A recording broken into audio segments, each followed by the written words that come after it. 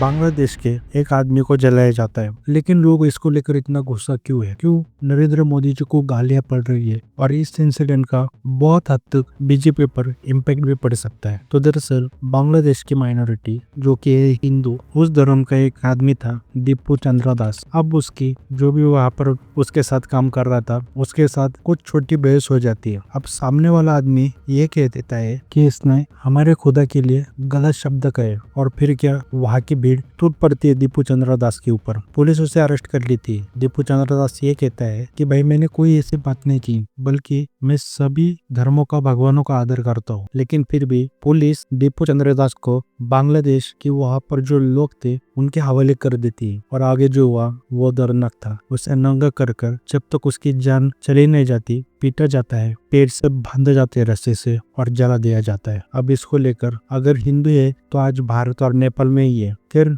नेपाल की तो जनता थी, वो जहाँ का यूथ था, उसने आकर इसको कंडेम किया, प्रोटेस्ट किए नेपाल में कि भाई एक हिंदू को ऐसे कैसे जलाया। और भारत की जनता तो है ही जवाब मांगने के लिए, लेकिन उनका सवाल था कि नरेंद्र मोदी जी उसको कंडेम क्यों नहीं कर रहे हैं। अब जब बीजेपी पावर में आने वाली थी, उससे पहले नरेंद्र मोदी जी बांग्लादेशी हिंदुओं के ऊपर बात करते थे। वो एक वीडियो भी वायरल हो रहा है कि कैसे उनके ऊपर एट्रोसिटीज हो रही है। यहाँ तक कि नरेंद्र मोदी की आज जो भी सरकार है बीजेपी की, वो उन्होंने हिंदुत्व के नाम पर ही ली है। और जब आपकी सरकार हिंदू वोट के नाम पर जीत जाती है तो आप एक हिंदू आदमी के लिए आवाज नहीं उठा सकते, उल्टा आप उस देश को चीजें भेज रहे हो। अब IT सेल तो कमाल का ये भाई, पैसे देते हैं तो वफादारी निभानी पड़ेगी। अब वो कह रहे हैं कि भाई मोदी के तुच्छ लीडर को भाव दे। भाई जब यूनुस ने बांग्लादेश की गद्दी संभाल ली शेख हसीना को धोखे से निकलवा कर, तो मोदी ने कांग्रेचुलेशन किया है यूनुस को। तो एक तरह से मोदी ने उनको लीडर ही मान लिया था। जब लीडर के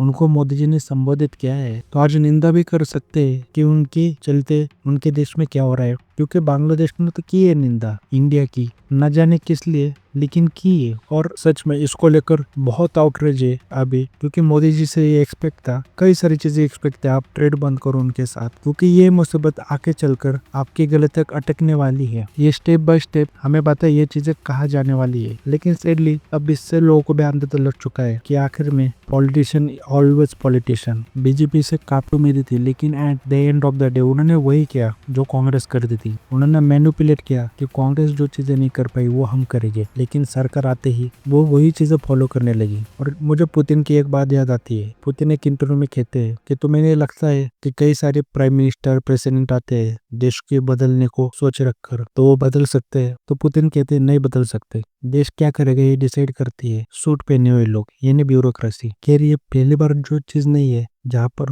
बीजेपी ने डिसअपॉइंट किया, जब पालघर में भी साधुओं की लिंचिंग हुई थी, तो ये तो बात तय थी कि उद्धव ठाकरे जी की जो शिवसेना थी उन्होंने भी कुछ नहीं किया। लेकिन उनको गाली देकर बीजेपी सत्ता में है, तब भी उन्होंने कुछ नहीं किया। 3 उल्टे इलेक्शन से पहले जब उनकी सत्ता थी, फिर भी वो पोस्ट डालकर लोगों को वोट की अपील कर रहे थे। और अभी भी मोदी जी कुछ नहीं बोल रहे, लेकिन जो उनका बीजेपी का हैंडल है वो कह रहा है कि बंगाल में ऐसे नहीं चाहते हो तो बंगाल में भी बीजेपी को लाओ। भाई पूरे कंट्री में तुम्हारी सत्ता लाके दी, तुम कुछ 1-2 स्टेट छोड़ दो, पूरे कंट्री में तुम्हारी सत्ता है। मतलब किस मुंह से ये बात कर रहे मुझे समझ भी नहीं आता। कि इस चीज को ओवीसी जी ने भी कंडेम किया और ये भी कहा कि आप कैसे मदद भेज रहे हैं। खैर, लेकिन एक बात तो तय है, ये मुझे चीज बता कि इलेक्शन से पहले ये प्रेस दीपू चंद्र दास को लाएगी और उसके नाम पर वोट मांगेगी।